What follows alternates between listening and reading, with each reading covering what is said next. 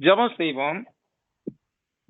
இரக்கமும் அன்பும் தயவுள்ள எங்கள் பரலோகத்தின் நல்ல பிதாவே, இந்த அருமையான மாலை வேளைக்காக உமக்கு நன்றிகளை இருக்கின்றோம். இது அருமையான பிள்ளைகளை ஞானசாதத்திற்கு தயார்படுத்துவதற்கு ஏதுவான வகுப்புகள் நடத்தக்கூடிய ஒரு கிருபையை கொடுத்ததற்காக நன்றியப்பா. இது அந்த வகுப்புகள் நடைமுறை நடைபெறவும் விரைவிலேயே இதை கேட்கிற ஒவ்வொருவரும் கூட உமக்கென்று தங்களை ஒப்புக் கொடுத்த ஞானஸ்தானத்தை கீழ்ப்படியவும் நீர் கிருபையாய் இறங்க வேண்டுமாய் கெஞ்சுகின்றோம். இந்த வேத பாட வகுப்பு முழுவதிலும் உடைய பிரசனமும் தயவும் எங்களோடு கூட இருந்து எங்களை ஆசீர்வதிக்கும்படியாக கெஞ்சுகின்றோம். காத்துக்கொள்ளும் பலப்படுத்தும் கர்த்தரும் இரட்சகரமாக இருக்கிற இயேசு கிறிஸ்துவின் விலையேறப்பெற்ற இந்த நாமத்தில் ஜெபிக்கிறோம் எங்கள் பரலோகத்தின் வல்லமையுள்ள தூய பிதாவே, ஆமென். ஆமென் ஆமென். மியூட்ல போட்டுக்கோங்க நீங்கள்லாம். சரிங்க. இப்ப தேவன் இருக்கிறார் அப்படிங்கிறது எல்லாருக்குமே நம்ம அடிப்படையாக விசுவாசிக்கிறோம். அதை பத்தி நிரூபிக்கிறதுக்கு இது பாடம் அல்ல. மாறாக பைபிள்ல இருக்கக்கூடிய சில அதிமுக்கியமான, அதாவது ரட்சிப்புக்கு முக்கியமான விளக்கங்களை மாத்திரம் இந்த ஒரு 3 அல்லது 4 வகுப்புகளில் நம்ம பார்ப்போம். அதுல முதலாவதாக எபிரேயர்கள் நிருபத்திலே முதல் சில வசனங்களை நாம் வாசிப்போம். பூர்வ காலங்களிலே பங்கு பங்காகவும் வகை வகையாகவும் பிதாக்களுக்கு திருமணம் பண்ணின தேவன் இந்த கடைசி நாட்களில் தமது குமாரன் மூலமாய் நமக்கு திருமணம் பற்றி இருக்கிறார். இவரை இந்த கடைசி நாட்களில் குமாரன் மூலமாய் திருமணம் பற்றினார். இவரை சர்வத்துக்கும் சுதந்திரவாளியாக நியமித்தார். இவரை கொண்டு உலகங்களையும் உண்டாக்கினார். இந்த பூர்வ காலங்களில் என்பதை 3 வகையாக பிரிக்க முடியும் நாம். முதலாவதாக ஆதாம் தொடங்கி மோசே வரை உள்ள காலம் பிதாக்களின் யுகம் என்று அழைக்கப்படுகிறது. மோசே தொடங்கி கிறிஸ்து வரைக்கும் உள்ள காலம் நியாயப்பிரமாண யுகம் என்று அழைக்கப்படுகிறது. கிறிஸ்து சபையை தொடங்கினது தொடங்கி இன்று வரைக்கும் இனி என்றென்றும் இருக்கக்கூடியது கிறிஸ்தவ யுகம் என்று அழைக்கப்படுகிறது. இந்த 3 யுகங்களிலேயும் மனிதனிடத்தில் தேவன் எவ்வாறெல்லாம் பேசினார், எதையெல்லாம் எதிர்பார்த்தார், மனிதர்கள் ரட்சிப்பதற்கு ஏற்றபடியாக அவர் என்ன காரியங்களில் ஒவ்வொரு யுகத்திலும் வழிநடத்தினார் என்பதை புரிந்து கொள்ள வேண்டாம். அப்பதான் பைபிளை பற்றி ஒரு முழுமையான ஒரு புரிந்து கொள்ளுதல் நமக்கு ஏற்படும். ஆதியிலே முதல் 6 நாட்களிலே தேவன் இந்த வானத்தையும் பூமியையும் உலகத்தையும் அதில் உள்ள யாவற்றையும் இன்னும் வான் பொருட்கள், வான் பறவைகள், கடல்ல உள்ள மீன்கள் எல்லாவற்றையும் படைத்துவிட்டு மண்ணிலே தாவரங்களை உருவாக்கி கடைசியாக 6ஆம் நாளிலே மனிதனை தமது சாயலாக படைத்தார். வேற யாரையும் இந்த உலகத்துல உள்ள வேற எது ஒன்றையும், வேறு எந்த பிராணியையும், வேறு எந்த பறவையையும், வேறு எந்த உயிரினத்தையுமே தேவன் தம்முடைய சாயல்ல படைக்கல. உண்டாகட்டும் ஒரு வார்த்தை சொன்னாரு, உண்டாயிருச்சு எல்லாமே. ஆனால் மனிதனை மாத்திரம் அவர் என்ன செய்தார்? ஆதியாகமம் 2:7 நம்ம வாசிக்கிறோம். பூமியின் மண்ணினாலே மனுஷனை உண்டாக்கி அவனது நாசியிலே அவர் தமது ஜீவ சுவாசத்தை ஊதினார். ஜீவன் அப்படிங்கிறது உயிர், சுவாசம்ங்கிறது மூச்சு. அவர் மனிதனுடைய நாசியிலே, அதாவது நாசினா மூக்கு, மனித மூக்கிலே தம்முடைய உயிர் மூச்சை ஊதின போது மனுஷன் ஜீவாத்மாவானான் என்று நம்ம வாசிக்கிறோம். ஜீவன்னா உயிர், ஆத்மானா மனசாட்சி. அப்போ உலகத்துல படைத்த மற்ற எல்லா படைப்புகளுக்கும் இல்லாத ஒரு தனிச்சிறப்பு மனிதனுக்கு கொடுத்தார். தேவன் தம்முடைய ஆத்மாவை அவனுக்குள்ளாக வைத்தார். அது காலங்கள் தோறும் அதே போன்று தொடர்ந்து நடந்து கொண்டிருக்கிறது. பாத்தீங்கன்னா, ஒரு குழந்தை தாயின் வயிற்றிலே உருவாகும் போது அந்த உடலை உருவாக்க முடியுது தாயினாலையும் தந்தையினாலையும். ஆனால் அதற்குள்ளாக சுவாசத்தையும் மனசாட்சியும் உண்டாக்குகிறவர் யாரு? தேவன். அப்ப ஒவ்வொரு குழந்தை பிறக்கும் போது, நாமெல்லாம் பிறக்கும் போது நமக்குள்ளாக நம்ம தாய் வயிற்றுல தரிக்கும் போதே நமக்கு ஒரு சரீரம் கொடுக்கப்பட்டது. அதோடு அந்த சரீரத்திலே ஊடாடுவதற்கு ஒரு மூச்சு காற்று கொடுக்கப்பட்டது. அதோடு நமக்கு மனசாட்சி என்கிற விஷயம் கொடுக்கப்பட்டது. இதுல சரீரத்தை நம்மால் பார்க்க முடியும். சரீரம் இந்த உலகத்துல எல்லாராலும் காணக்கூடியதா இருக்கிறது. ஆனால் சரீரத்துக்குள்ளாக உள்ள உயிர் அல்லது நம்ம மனசாட்சின்னு சொல்றோமே, இந்த ரெண்டையும் நம்ம பார்க்க முடியாது. ஏன் பார்க்க முடியாது? ஏன்னா அவைகள் காணப்படாதவைகள், தேவனிடமிருந்து வந்தவைகள். தேவன் காணப்படாதவரா இருக்கிறது போல ஆத்மாவும் ஆவியும் காணப்படாதவைகளாய் இருக்கின்றன. ஒரு மனிதன் இருந்தால், எந்த ஒரு நபராக இருக்கட்டும், அலெக்சாண்டரா இருக்கட்டும், பேபியா இருக்கட்டும், யாரா வேணாலும் இருக்கட்டும், எந்த ஒரு மனிதனுக்கும் மனுஷிக்கும் 3 பாகங்கள் கொண்டவர்களாய் இருக்கிறோம் நாம். முதலாவது இந்த காணக்கூடிய உடல். இந்த உடலுக்குள்ளாக உள்ள காண முடியாத உயிர். அடுத்து இந்த உயிரையும் உடலையும் ஒட்டி அதோடு கூடவே இருக்கிற மனசாட்சி. வேதாகமத்தின்படி மனிதனுடைய உயிர் எங்கே இருக்கிறது சொல்லப்படுகிறது? யாத்திராகமத்தில். மனிதனுடைய உயிர் ரத்தத்திலே, ஆதியாகமத்திலே சொல்லப்படுது. நோவா பேழைக்கு பிற்பாடு சொல்லும்போது, நீங்க எல்லா மிருகங்களையும் சாப்பிடலாம், ஆனா மிருகங்களை அதன் மாமிசத்தை அதன் உயிராகி ரத்தத்தோடு சாப்பிட வேண்டாம் அப்படின்னு சொல்றாரு. அப்ப மாமிசம் எல்லாவற்றுக்கும் உயிர் யார் எதுன்னு சொல்லும்போது நம்முடைய ரத்தம் தான் உயிர். எங்கெல்லாம் ரத்த ஓட்டம் இருக்குதோ அங்கெல்லாம் உயிரோட்டம் இருக்கும். ரத்த ஓட்டம் நின்று போச்சுன்னா உயிரோட்டம் நின்று போயிடும். அதோடு கூட மனசாட்சி, ஆத்மா. சாதாரணமா சண்டை போட்டுக்கிறப்ப சில பேர் பேசுவாங்க, உனக்கெல்லாம் கொஞ்சமாவது மனசாட்சி இருக்குதா? யாரு மனசாட்சியை பார்த்தா? மனசாட்சிங்கிறது யாருக்குமே பார்க்க முடியாது, ஆனா இருக்குதுங்கிற உணர முடியும். உயிரும் அதே மாதிரிதான். அப்ப இந்த உயிரும் மனசாட்சியும் ஜீவன், ஆத்மா என்று சொல்லப்படுகின்ற தேவன் தம்முடைய சுவாசத்தை மனிதனுடைய நாசியிலே ஊதின போது மனிதன் ஜீவ ஆத்மாவானான், உயிரும் மனசாட்சியும் உடையவனானான். மரிக்கும் போது என்ன இருக்கிறது? இந்த மண்ணான இந்த உடல் எங்கிருந்து எடுத்தாரோ அந்த மண்ணுக்கு திரும்பி போகுது. அதற்குள்ள உள்ள ஆவி தேவன்கிட்ட போகுது. ஆவி தன்னை தந்த தேவனுக்கு போயிருது. உடல் மண்ணுக்கு போயிருது. இன்னொன்னு இருக்குதே, ஆத்மா. அந்த ஆத்மா தான்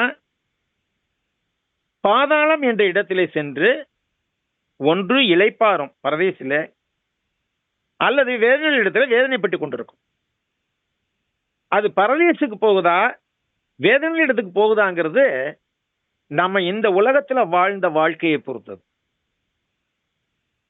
ஆதி காலம் தொடங்கி இந்த காலம் வரைக்கும், எந்த காலம் வரைக்கும் கூட மனிதன் தேவனுடைய கட்டளைகளுக்கு கீழ்ப்படிய வேண்டியவனாய் இருக்கிறான். அந்த கட்டளைகளுக்கு கீழ்ப்படியும் போது சந்தோஷமாக அவர்கள் தேவனோடு வாழ முடியும். எல்லாவற்றையும் படைத்து விட்டு என்ன செய்தாரு? ஆணை படைத்து விட்டார். அதுக்கு பிறகு எல்லா பிராணிகளையும், விலங்குகளையும், மிருகங்களையும், எல்லாவற்றையும், பறவைகள் எல்லாவற்றையுமே ஆதாமிடம் கொண்டு வருகிறார். ஆதாம் அவனுக்கு என்ன பேர் வச்சானோ அவைகளுக்கு அதுதான் இன்னைக்கு வரைக்கும் பேராகு. காக்கைக்கு காக்கை அப்படின்னு பேர் வச்சது ஆதாம். சிங்கத்துக்கு சிங்கம்னு பேர் வச்சது ஆதாம். புலிக்கு புலின்னு பேர் வச்சது ஆதாம். இப்படியே எல்லாமே ஆதாம் என்ன பேர் வைத்தானோ அதான் இன்றைக்கு வரைக்கும் வழங்கி கொண்டு வருகிறோம். அது மாத்திரமல்ல, அந்த மிருகங்கள், பறவைகள் இவற்றிலே ஆதாமுக்கு ஏற்ற துணை இருக்குமான்னு சொல்லி பார்க்கிறாரு தேவன்.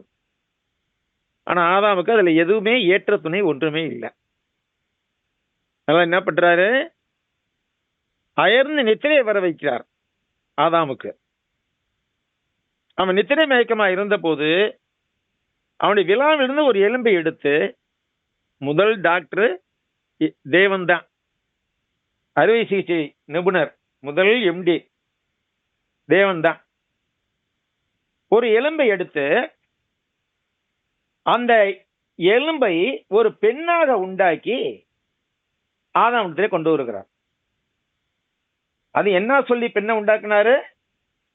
மனிதன் தனிமையா இருப்பது நல்லதல்ல, ஏற்ற துணையை உண்டாக்குவோம் அப்படி சொல்லி அவர் என்ன செய்யறாரு?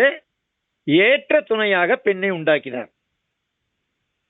ஆணுக்கு பெண் மீது ஆசை வருவதும் பெண்ணுக்கு ஆண் மீது ஆசை ஏற்படுவதும் இயல்பு.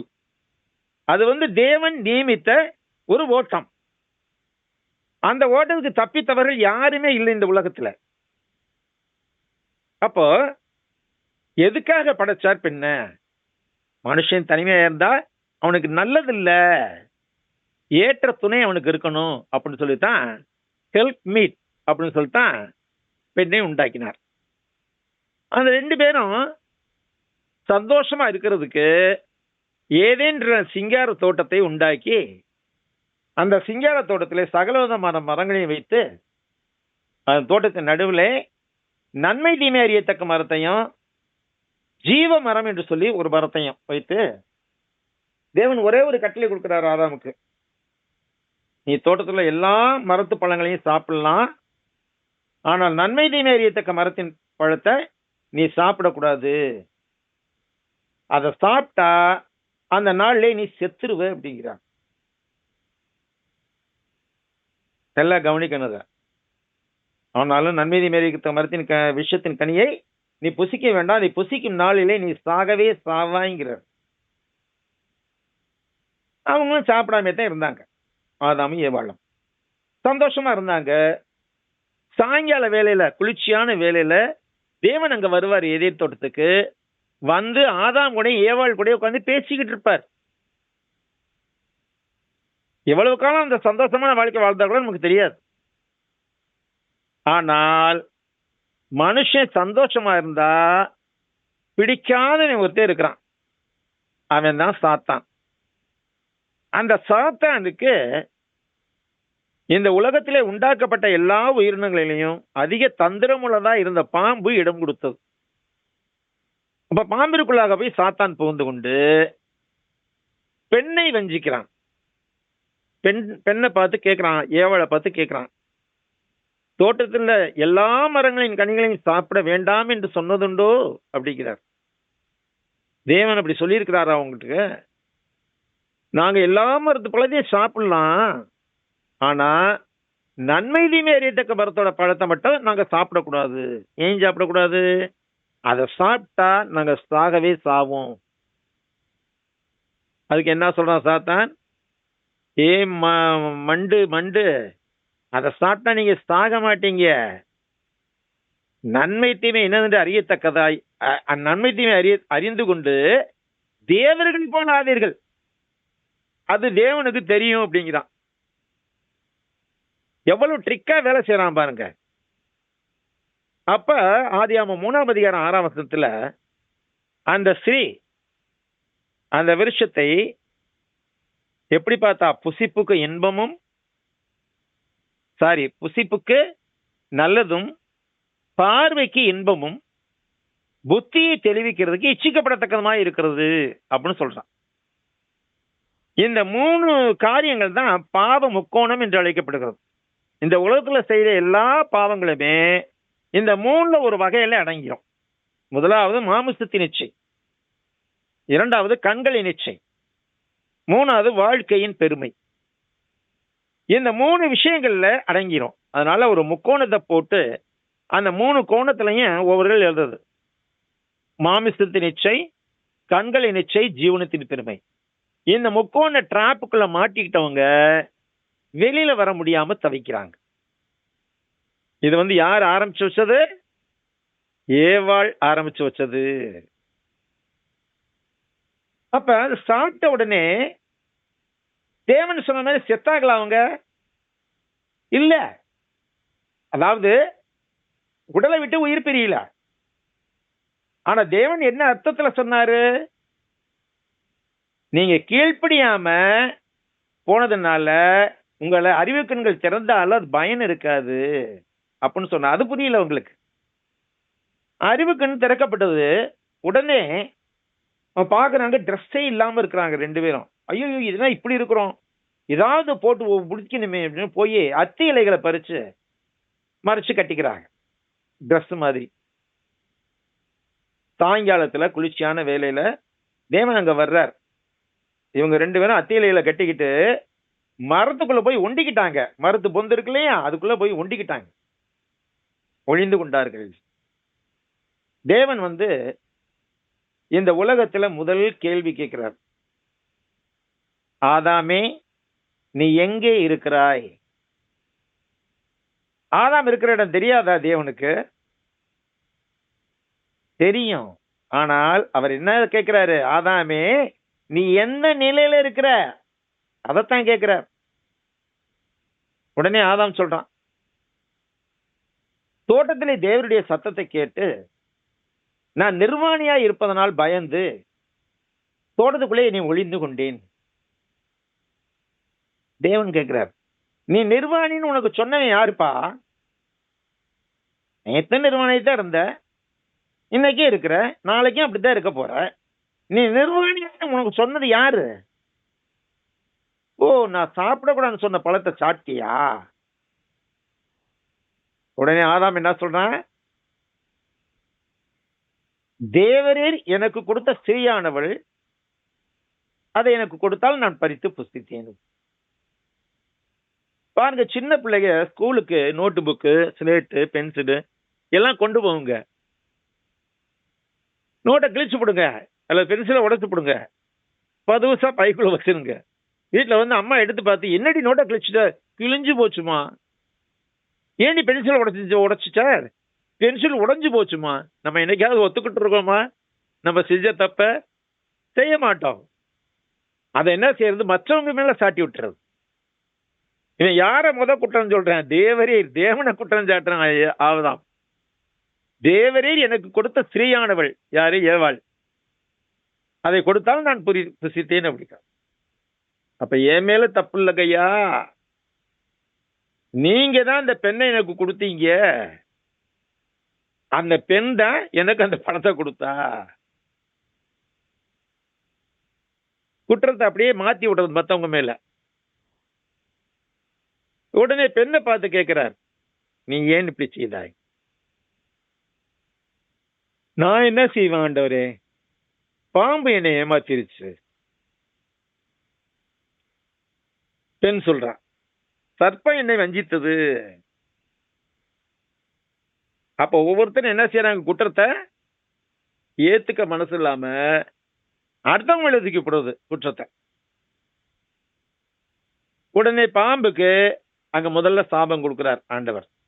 நீ இந்த காரியத்தை செய்ய உடன்பட்டபடியினால நீ உயிரோடு இருக்கும் நாளெல்லாம் மண்ணை திப்பாய், உன் வயிற்றினால் நகர்ந்து ஆகாரம் பூசிப்பாய் அப்படிங்கிறார்.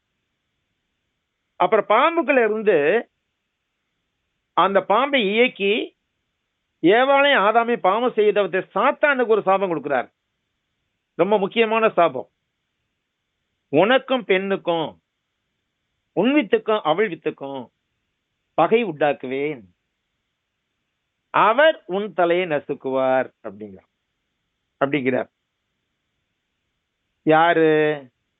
ஸ்திரீயின் வித்து தலையை நசுக்குவார். ஸ்திரீயின் வித்தாக இந்த உலகத்திலே பிறந்தவர் யாரு? இயேசு கிறிஸ்து. நம்ம எல்லாருமே யாரோ ஒரு புருஷனின் வித்தாக பிறந்திருக்கிறோம் இந்த உலகத்துல.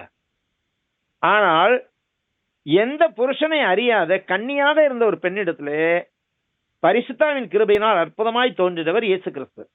பிறந்தவர்னே சொல்லக்கூடாத, அற்புதமாய் தோன்றினவர் இயேசு கிறிஸ்து. அப்போ அவர் ஸ்திரீயின் வித்து என்று அழைக்கப்படுகிறார்.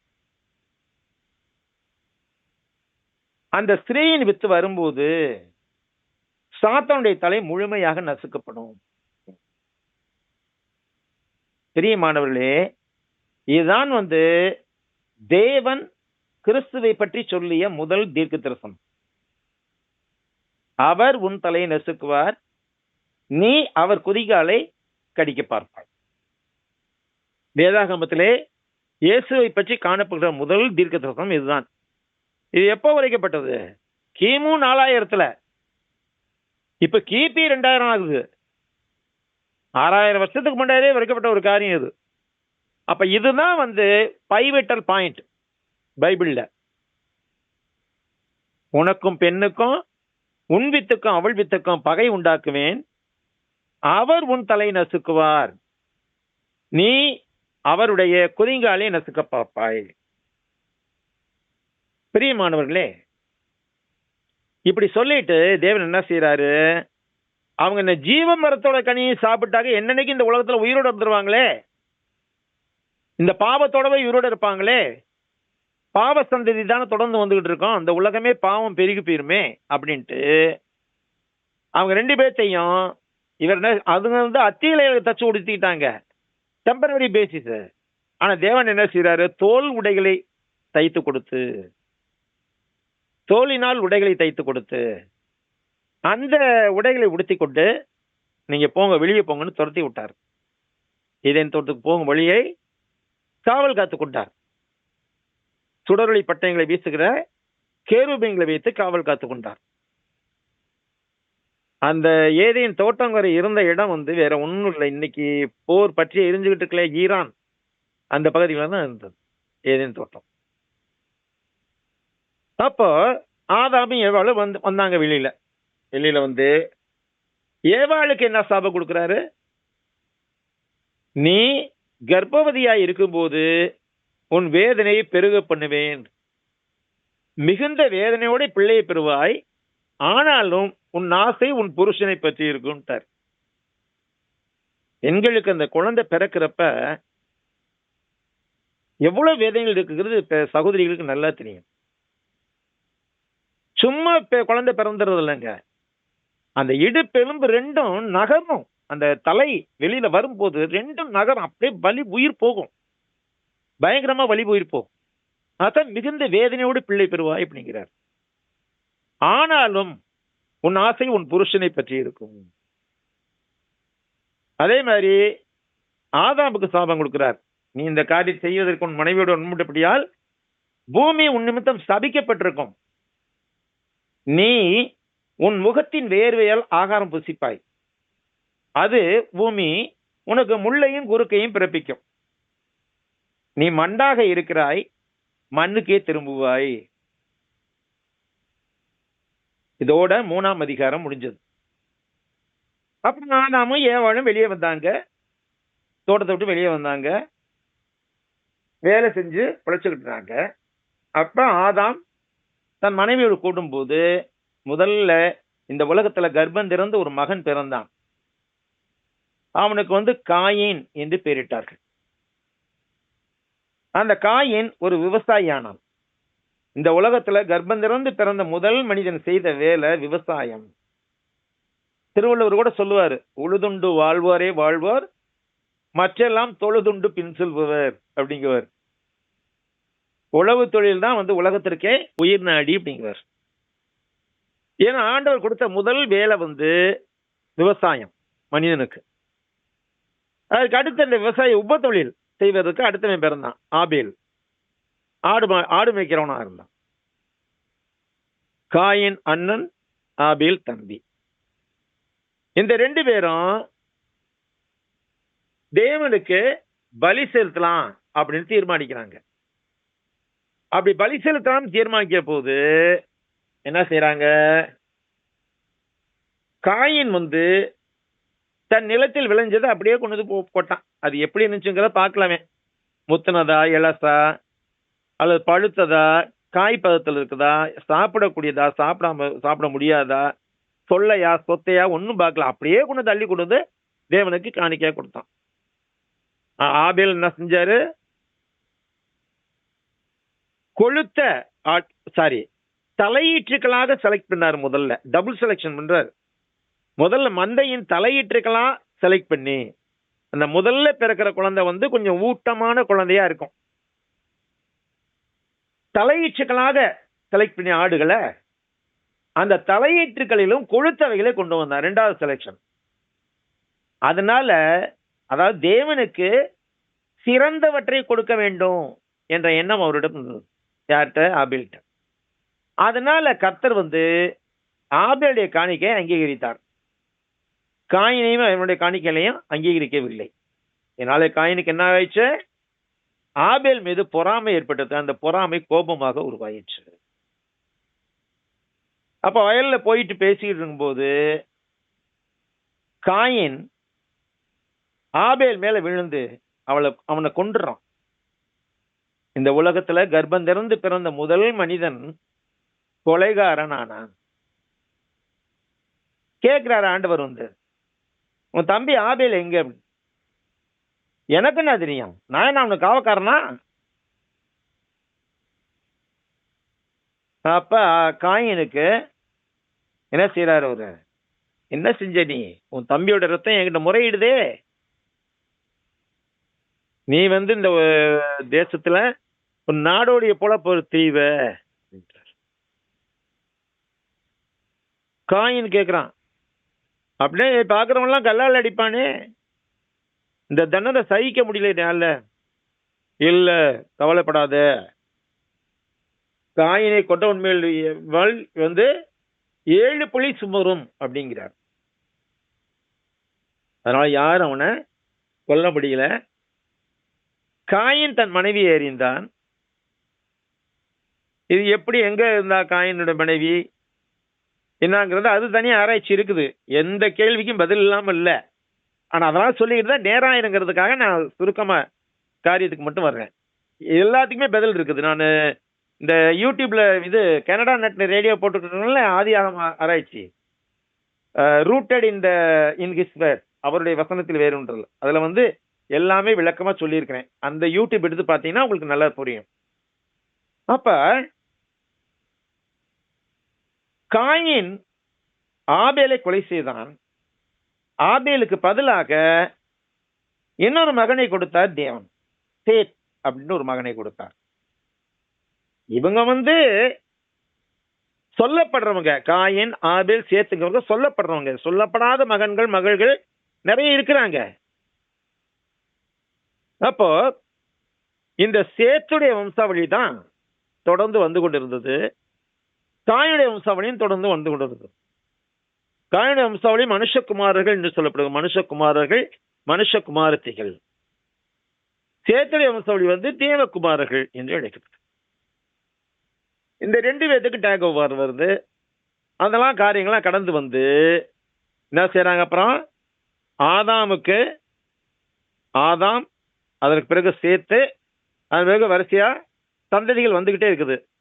அதுல 7ஆம் தலைமுறையில வந்த லாமேக் என்பவன் முதலாக உயிரோடு இருக்கிற 2 பெண்களை மனைவிகளாக உடையவனாக இருந்தான். அதுவே பெருமையை வேற சொல்லிக்கிறான் லாமேக்.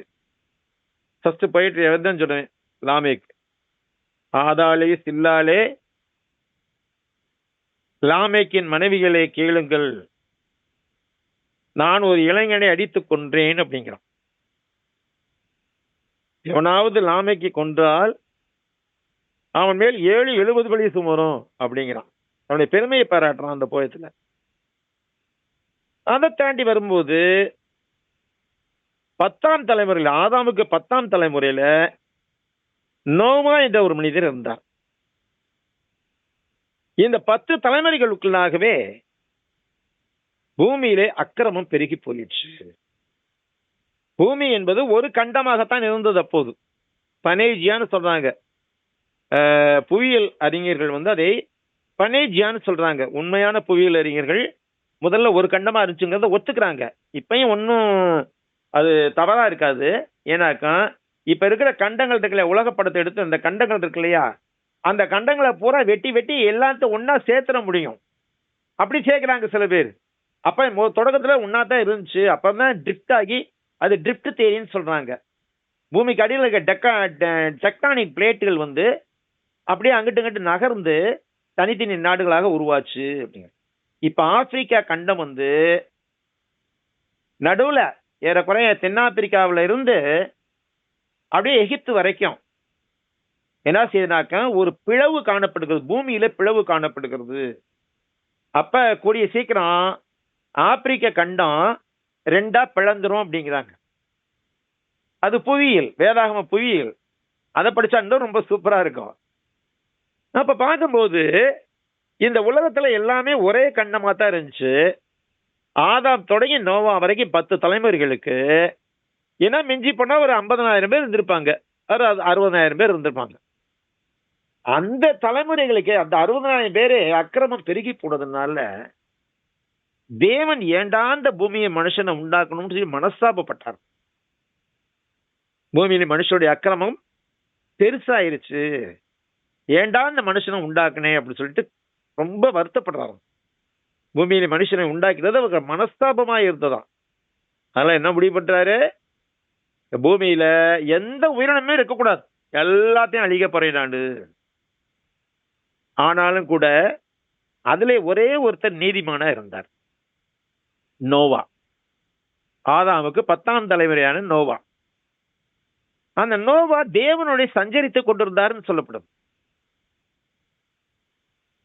நோவா தன் காலத்தில் வாழ்ந்த எல்லாரிலையும் நீதிமானாய் இருந்தார் என்று சொல்லப்படுகிறது. அந்த நோவாவுக்கு சேம், காம், யாப்பேத் என்று 3 மகன்கள் இருந்தார்கள். நோவாவை தேவன் அழைத்தார். அழைத்து, நீ வந்து ஒரு பேழையை கட்டு, ஏன்னா நான் அந்த உலகத்தை பூரா அழிக்க போறேன், ஆனா உன்னையும் உன் குடும்பத்தாரையும் தப்பிக்க வைக்க போறேன். அதோடு கூட யாரெல்லாம் வந்து மனம் திரும்பி உன் கூட வந்து சேர்ந்துக்குவாங்களோ அவங்களையும் நான் வந்து தப்பிக்க வைக்கிறேன். நீ என்ன செய்ய, ஒரு பேழையை கட்டுன்னு பேழைக்கு அளவுலாம் சொல்லிட்டார். அந்த அளவுப்படி இவர் வந்து என்ன செய்யறாரு, கட்ட தொடங்குறார். அப்படி கட்ட தொடங்கிட்டு இருக்கும் போதே மக்களுக்கு பிரசங்கமும் பண்றார். எல்லாம் கிண்டல் பண்றாங்க. ஏன்னா நோவாவின் காலம் வரைக்கும் இந்த உலகத்துல மழைங்கிற ஒண்ணே கிடையாது. மூடு பனி தான் எழும்பி பூமியை அணைத்துக் கொண்டிருந்தது. அந்த மூடு பனி எழும்பி பூமியை அணைத்துக் கொண்டிருந்ததுனால பயிர்கள் எல்லாம் முளைத்துக் கொண்டிருந்தது. எல்லாம் கவனிங்க பிரியமானவர்களே, ஆதாம் தொடங்கி நோவா வரைக்கும் ஒரு சொட்டு மழை பெஞ்சது கிடையாது உலகத்துல எங்கேயுமே. ஆரம்பத்துல என்ன செஞ்சாரு, தண்ணீர் வந்து தன்னை பிரித்தார். ஆகாய விரிவை உண்டு பண்ணி ஆகாயருக்கு மேலே இருக்கிற தண்ணீரை வைத்துக் கொண்டார். ஆகாயருக்கு கீழே இருக்கிற தண்ணீர் ஒரு இடத்துல சேரக்கடவும்னு சொன்னார். அதான் கடலாயிற்று. அப்ப 2 விதமான தண்ணீர் இருக்கிறது. ஒண்ணு ஆகாயத்து தண்ணீர், இன்னொன்று பூமியில் இருக்கக்கூடிய தண்ணீர். இந்த 2க்கும் இடையில வந்து ஆகாய விரிவை உண்டு பண்ணினார். அந்த ஆகாய விரிவுக்கு மேல இருக்க தண்ணி அப்படியே தான் இருக்குது, கீழே இறங்கல, இன்னும் மழை பெய்யவே இல்லை. அதனால நோவா வந்து மழை பெய்யும் அப்படின்னு சொன்ன போது எல்லாமே கிண்டல் பண்றாங்க. இதே இந்த கிழமைக்கு கிறுக்கு பிடிச்சுக்கிச்சுடா, எங்கேயாவது மேல இருந்து தண்ணி ஊத்துமாடா, என்னடா சொல்றது பேசியிருப்பாங்க, கிண்டல் பண்ணியிருப்பாங்க. ஆனாலும் கூட அவர் வந்து 120 ஆண்டு காலம் பிரசங்கித்தார். அதன் பிறகு எல்லா மிருகங்களும் எல்லா பறவைகளும் ஜோடி ஜோடியாக அவைகளாவே பேழைக்குள் வந்து சேர்ந்தன. நோவா ஒன்னே போய் தேடி பிடிச்சுக்கிட்டு இருக்கல. தேவன் எந்தெந்த மிருகங்களுக்கு கட்டளையிட்டாரோ அவையெல்லாம் வந்து சேர்ந்து கொண்டிருந்தன. நோவோட வேலை என்ன, ஏறக்குறைய 372 நாளைக்கு அங்க என்ன செய்யணும், பேழைக்குள்ள தங்கணுங்க. அந்த 372 நாளைக்கு வேணுங்கிற உணவு அவருக்கு மட்டும் இல்ல, அவருடைய குடும்பத்துக்கு மட்டும் இல்ல, இருக்கிற பிராணிகள் எல்லாத்துக்கும். இதுல இன்னொரு பியூட்டி என்னன்னாக்கா, அதை சொல்ல மறந்துட்டேன். பெருவெள்ளத்தின் முடிவு காலம் வரைக்கும் இந்த உலகத்துல வாழ்ந்த மனிதர்கள் எல்லாருமே பியூர்லி வெஜிடேரியன், யாருமே மாமிசத்தை உண்டதில்லை. அதனால மிருகங்கள் பறவைகள்லாம் இணக்கமா இருந்த மனிதர்களோடு. இப்ப ஏன் ஓடுது நம்மளை விட்டு, நம்ம பிடிச்சி கொண்டுருவோம், அதுக்காக தான் ஓடுது பயந்துகிட்டு. அதே மாதிரி சிங்கம் வேற எந்த மிருகத்தையும் சாப்பிடாது. தாவர உணவு தான் சாப்பிட்டுச்சு. புலிங்க அந்த மதம். எந்த மிருகங்களும் இன்னொரு மிருகத்தை அடித்து கொண்டதாக வரலாறே கிடையாது நோவாவின் காலம் வரைக்கும். அத்தனை பெரிய கப்பலுக்குள்ள எல்லா மிருகங்களும் இருந்துச்சுல, சிங்கம் இருந்துச்சு, ஆடு இருந்துச்சு, கரடி இருந்துச்சு, புலி இருந்துச்சு, வெள்ளாடு இருந்துச்சு, எல்லாமே இருந்துச்சு. ஆனா ஒண்ணு அடிச்சுக்கல, அதாவது பாட்டுக்கு இருந்துச்சு. அப்போ எல்லா மிருகங்களும் வந்து சேர்ந்ததுக்கு அப்புறம் இவரு பிரசங்கம் பண்ணி பார்த்தாரு. யாரு வர்றா அப்படி இல்ல. இவரு நோவாவுடைய மனைவி, அவருடைய பிள்ளைகள் சேம்காம் யாப்பேத்து, அந்த பிள்ளையுடைய மனைவிகள் 3 பேர். ஆக மொத்தம் 8 பேர் மாத்திரம்தான் பேழைக்குள்ள பிரவேசித்தார்கள். பேழைக்குள்ளாக இவர்கள் நுழைந்த பிற்பாடு, எல்லா மிருகங்களும் பறவைகளும் உள்ளே போன பிற்பாடு தேவன் பேழையை அடைத்தார். பூட்டக்கூடாதபடி திறக்கிறவரும் திறக்கக்கூடாது பூட்டுகிறவருமா இருக்கிற தேவன் வந்து பேழையை அடைத்தார். அதுக்கப்புறம் யாருமே உள்ள வர முடியாது. அப்புறம் தான் மழை தொடங்குச்சு. மழை எப்படி தொடங்குச்சு? வானத்தின் மதகுகள் திறமுண்டது, பூமியிலே மகா ஆழத்தில் இருக்கிற ஊற்றுக்கண்களும் திறமுண்டது. கீழிருந்து பீச்சி அடிக்குது, மேலிருந்து கொட்டுது மழை. இது யாருமே எதிர்பார்க்காத ஒன்று. அப்பதான் நிலைமை தீவிரத்தை வந்து தட்டியிருப்பாங்க, கதவை வந்து தட்டியிருப்பாங்க. ஆனா நோவாவே அந்த கதவை திறக்க முடியல. ஏன்னா தேவனுக்கு கிச்சன் அடைச்சிட்டார். டைம் முடிஞ்சு போச்சு அதோட. அப்போ அந்த பேழையானது மழை பெய்ய பெய்ய தண்ணீர்ல மிதந்து கொண்டே இருந்தது. தண்ணீரானது பெருகி எவ்வளவு உயரம் வந்ததான்? இந்த பூமியில உயர்ந்த மலைக்கு மேல அளவு சொல்லுவாங்க. உயர்ந்த மலைக்கு மேல 22 அடி அளவுக்கு இருந்துச்சான். அப்ப யார் உயிரோட பழச்சிருக்க முடியும்? இந்த பேழை மாட்டம் தான் காப்பாற்றப்பட்டது. அதை எல்லாம் சஜ்ஜாட அழைச்சிட்டாங்க. இது உண்மையில நடந்துச்சா அப்படின்னு சில பேர் சந்தேகம் எழுப்புறாங்க. இமயமலையில, சைனாவில் இருக்க மலைகள்ல, ரஷ்யாவில் இருக்க அரராத் மலையில, இங்கெல்லாம் வந்து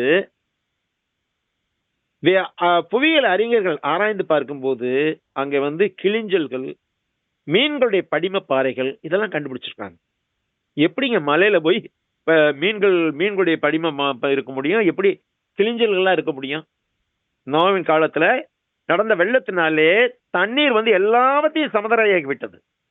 அப்ப அங்க போய் மாட்டிக்கிட்ட அந்த கிளிஞ்சல்கள், மாட்டிக்கிட்ட மீன்கள், அதான் வந்து இன்னைக்கு புதைமை படிம பொருள்களாக இருக்கின்றன. அதனால வேதாகமம் வந்து வரலாறை தவிர கதை அல்ல. அதை நம்ம புரிஞ்சுக்கணும். பிரியமானவர்களே, இந்த நோவாவும் அவருடைய குடும்பத்தினரும் பேழைக்குள்ள இருந்தாங்க இல்லையா? வெளியில தண்ணீர் ஊத்துது. அப்ப அந்த பேழை வந்து அவர்களுக்கு ரட்சிப்பை கொடுத்தது, பாதுகாப்பை கொடுத்தது. அந்த பேழைக்குள்ளாக இருந்த 8 பேர் மாத்திரம் அதே ஜலத்தினாலே காக்கப்பட்டார்கள். மற்ற எல்லாரும் அதே ஜலத்தினாலே அடிக்கப்பட்டார்கள். அதற்கு ஒப்பனையான ஞானஸ்தானமானது என்று பேதுரு எழுதுகிறார். அதற்கு ஒப்பனையான ஞானஸ்தானமானது மாமிச அழுகை நீக்குவதாயிராமல் தேவனை பற்றும் நல்மனசாட்சியின் முழுமைக்காயிருந்து இப்பொழுது நம்மையும் கிறிஸ்து இயேசுவுக்குள் ரட்சிக்கிறது அப்படின்னு சொல்லி பேதுரு எழுதுறார். பிரியமானவர்களே, நோவாவின் பேழை வந்து நாம் ஆராதிக்கின்ற கிறிஸ்து சபைக்கு ஒரு முன்னடையாளம். நோவாவின் பேழைக்குள்ள இருந்தவர்கள் பெற்றுக்கொண்டது ஒரு வகையான ஞானஸ்தானம். நாமும் ஞானஸ்தானம் பெற்றுக்கொண்டுதான் சபைக்குள்ளாக பிரவேசிக்கிறோம். அப்ப அவர் வந்து பேசின, அவர் சொன்னதை நம்பல யாரும். இன்னைக்கு நம்ம சொல்றதையும் யாரும் நம்ப மாட்டேங்கிறாங்க. தேவன் வந்து பூமியில நெருப்புனால அழிக்க போறாரு. பாருங்க, ஒரு பகுதி இப்ப நிறைவேறிட்டு இருக்குது.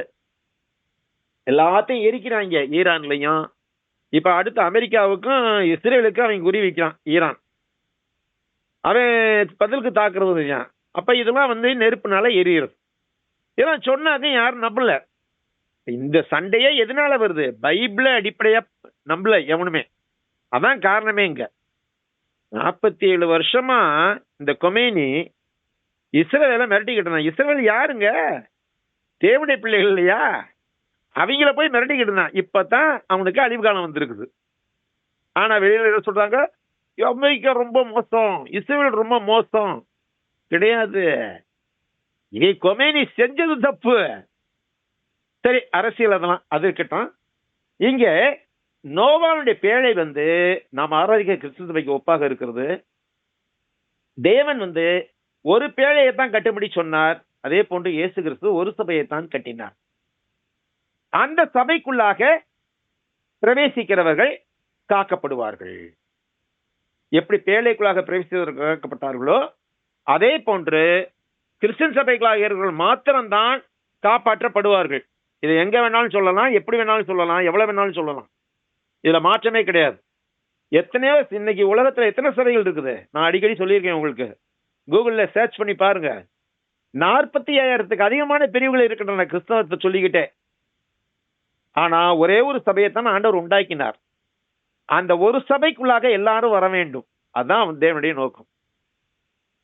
நோவா எத்தனை பேழையை கட்டினாரு? ஒரு பேழையை கட்டினாரு. கிறிஸ்து எத்தனை சபையை கட்டினாரு? ஒரு சபையை தான் கட்டினாரு. அப்ப அந்த ஒரு சபை எதுன்னு கண்டுபிடிச்சு அந்த சபைக்குள்ள நம்ம இருக்கணும். அப்பதான் நம்ம காப்பாற்றப்படுவோம். சும்மா ஓட்டப்படகு ஆடம்பரமா இருக்குது அப்படிங்கிறதுக்காக போயிட்டு இந்த உலகப்பரமாகிய எண்ணங்கள் நிறைந்த படகு இந்த மாதிரி காரியங்கள்லாம் ஒத்து வராது. கிறிஸ்து கட்டின ராஜ்யமாகிய, கிறிஸ்து கட்டின சபையாகிய கிறிஸ்தன் சபைகளாக இருப்பவர்களுக்கு மாத்திரமே ரட்சிப்பு கிடைக்கும். இதை சொன்ன மூக்கு மேல கோவம் வந்துடுது பல பேருக்கு. அப்ப நீங்க மட்டும்தான் பரலத்துக்கு போவீங்களாக்கும், நாங்கெல்லாம் போக மாட்டோமா இருக்கும். மெந்தகோஸ்காரங்க கேட்கறாங்க என்கிட்ட நிறைய பேருக்கு. அப்ப நீங்க மட்டும்தான் பரலத்துக்கு போவீங்களாக்கும், நாங்கெல்லாம் வரமாட்டோம் மாதிரி. ஏய், நான் சொல்லையாத, பைபிள் சொல்லுது. இந்த கல்லின் மேல் என் சபையை கட்டுவேன், பாதாளத்தின் வாசல்களை மேற்கொள்ளாது சொல்லியிருக்காரு ஆண்டவரே. அப்புறம் எப்படி இங்க வேற ஒரு சபையை கட்ட முடியும்? ஆரம்பத்துல இருந்து சபையானது அது நம்ம பரலோகத்தை நோக்கிய பயணம் போய்கிட்டே இருக்குது. ஆரம்பத்திலே சிலர் பிரிஞ்சு போனாங்க. அப்படி தொடக்கத்துல பிரிஞ்சு போனவங்க தான் ரோமன் கத்தோலிக்கமும் கிரேக்கன் ஆர்த்தடாக்ஸ். பிறகு ரோமன் கத்தோலிக்கம் சரியில்லை அப்படின்னு சொல்லிட்டு மார்ட்டின் லூத்தர் கிங் வந்து அவர் காலத்துல அவர் ஒரு பிரிவு சபையை ஆரம்பிச்சார். புரொட்டஸ்டாண்ட் அப்படின்னு இங்க சிஎஸ்சின்னு சொல்றாங்க இல்லையா, புரொட்டஸ்டாண்ட் ஆரம்பிச்சார். அது வந்து நிறைய சபைகள் காளான் மாதிரி முளைச்சிச்சு. இப்ப ஒரு 100 வருஷத்துக்கு முன்னாடி 1901 வருஷம் தான் இந்த பெந்தகோஸ்து இயக்கமே ஆரம்பிச்சது. இந்த பெந்தகோஸ்து கிறிஸ்தவத்தை கெடுத்தது மாதிரி வேற யாருமே கெடுக்கல. மதுரையில எல்லாம் கிறிஸ்தவன் சொன்னா வீடே வாடகை விட மாட்டாங்க. என்னன்னு கேட்டா நீங்க கத்தி குமிச்சுவீங்க. யாரே சொல்றேன்? பெந்தகோஸ்த. நம்ம அப்படி செய்யறது இல்ல. ஆனா கிறிஸ்தவன் சொன்னா வாடகை விட மாட்டேங்க நான் வீட. இந்த பெந்தகோஸ்துக்காரன் மாதிரி அநியாயம் பண்றது யாருமே கிடையாது. சபைக்கு அபகீர்த்தியை கொண்டு வர்றது. பிரியமானவர்களே, இந்த நோவா காலத்துல பேழை கட்டப்பட்ட போது அவர் மக்களுக்கு பிரசங்கமும் இன்னைக்கு கொண்டிருந்தார். அதே மாதிரி நாம வந்து இந்த சபையை கட்டிக்கொண்டு, சபையை கட்டணும்னா செங்கலை வச்சு சிமெண்ட்டை வச்சல்ல. கட்டடம் கட்டிடும் சிற்பிகள் நாம் பாட்டு படிக்கிறோம் இல்லையா, செங்கல் வச்சு சுத்தியில வச்சு அடிச்சில்ல. ஒவ்வொரு ஆத்மாவும் தான் ஒரு ஜீவனுள்ள கல். அதுதான் உண்மையான சபை. சபைங்கிறது என்னது? ஜீவனுள்ள மாளிகை, ஜீவனுள்ள கற்களை கொண்டு கட்டப்பட்ட ஒரு மாளிகை. ஒவ்வொரு ஆத்மாவும் ஒரு கல். அப்ப நம்ம வந்து விலையேறப்பட்ட கற்களா இருக்கிறோம். நாம ஞானஸ்நானம் பெறும்போது அந்த சபைக்குள்ளாக பிரவேசிக்கிறோம். நம்ம சபையில ஒரு கல்லாக வச்சு கட்டுறாங்க. இது வானத்தை நோக்கி அப்படியே கட்டப்பட்டு எழுப்பிக் கொண்டே இருக்கிறது. அப்ப நோவாவின் பேழைக்குள்ள பிரவேசித்து இருப்பது எவ்வளவு முக்கியமோ அதே போன்று கிறிஸ்து கட்டின ஒரே சபையாகிய கிறிஸ்தன் சபைக்குள்ளாக ஞானஸ்தானத்துல பிரவேசித்து அந்த சபைக்குள்ளாக நாம மரண வரைக்குமோ அல்லது இயேசு கிறிஸ்து மருத வரைக்குமோ நிலைத்திருக்க வேண்டியது நம்முடைய கடமையாக இருக்கிறது. ஆக இந்த நாளிலே நாம் வந்து நோவாவின் பேழை வரைக்கும் நம்ம சில காரியங்களை பார்த்திருக்கிறோம். நம்ம இன்னும் நிறைய இருக்குது. நம்ம எத்தனை கிளாஸ் வரும்னு பார்ப்போம். நம்ம 3/4 மணி நேரம் ஆயிடுச்சு. போதும், இன்னைக்கு போதும்னு நான் நினைக்கிறேன். இதுல ஏதாவது சந்தேகம் இருந்தா கேட்கலாம். இதுல இப்பவே கேட்கலாம். நீங்க மியூட் எடுத்து விட்டு.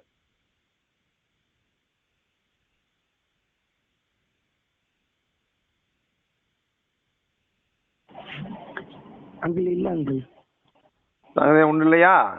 இல்ல அங்கிள். சரி, முதல் 6, 7 7 அதிகாரங்களை படிங்க இன்னைக்கு. சரிங்க அங்கிள். ஆதியாகமத்துல முதல் 7 அதிகாரங்களை படிங்க. அந்த 7 அதிகாரங்கள தான் இந்த காரியங்கள் பூரா அடங்கி இருக்குது. கர்த்தருக்கு சித்தமானால் நாளைக்கு இதே நேரத்துக்கு நம்ம திருப்பி கிளாஸ் தொடங்குவோம். தரணி பிரதர், சொல்லுங்க சார். ஒரு ஜெபம் பண்ணுங்க brother. Okay brother, thank you brother. நாம் ஜெபம் செய்வோம். சர்வ வல்லமுள்ள எங்கள் பரிசுத்த பிதாவே, சர்வ சிருஷ்டிக்கும் ஆண்டவரே, எங்கள் ஜீவனுள்ள பரிசுத்த பிதாவே, இந்த வேலைக்காக நாங்கள் நன்றி உள்ளவர்களாக நாங்கள் சந்தித்திருக்கோம் தகப்பனே. இந்த நாளையும் எங்களுக்கு ஆசீர்வதித்து இந்த நாளிலும் ஒரு சித்தத்தை உணர்ந்து கொள்ளும்படியாக இந்த பூமியிலே மனுஷனை இதற்காக உண்டு பண்ணினீர் என்றும், மனுஷர் இப்படியாக தேவரே ஆதி முதல் இருக்கக்கூடிய அந்த வரலாறுகளை பற்றி தெளிவாக திட்டமாக மனுஷனுக்கு சம்பவித்த காரியங்களை குறித்து, மனுஷன் தேவரையும் சமூகத்தில் எப்படி பயந்திருக்க வேண்டும் என்ற காரியங்களை குறித்தும் சில காரியங்களை நாங்கள் அறிந்து கொண்டோம்.